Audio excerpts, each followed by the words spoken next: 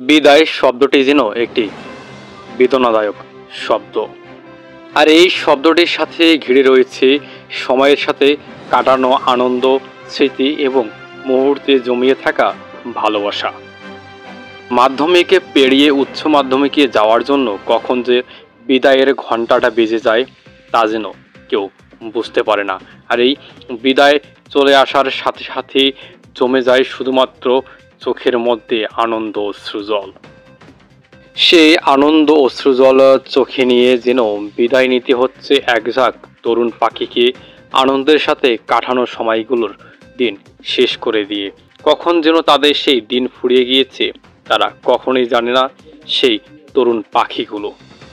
আনন্দের সাথে কাটানো দিনগুলোর অবসান ঘটিয়ে গতকাল বৃহস্পতিবার বিদায় নিয়েছে বাউড়া ইউনিয়নের হামিরউদ্দিন গ্রামার স্কুলের 2025 সালের এসএসসি পরীক্ষার্থীরা।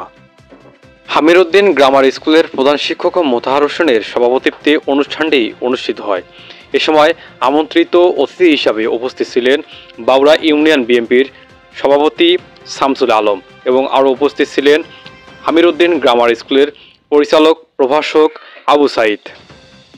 আরও উপস্থিত ছিলেন বাউড়া পুনমচাঁদ ভুতুরিয়া কলেজের অধ্যক্ষ বশিরুল আকন্দ সাবু। এছাড়া আরও অন্যান্য নেতাকর্মীরা উপস্থিত ছিলেন উক্ত অনুষ্ঠানে।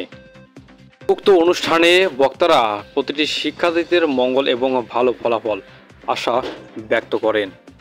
এ সময় অনুষ্ঠানে উক্ত বিদ্যালয়ের শিক্ষার্থীরা এবং শিক্ষক মণ্ডলীরা সহ উপস্থিত ছিলেন।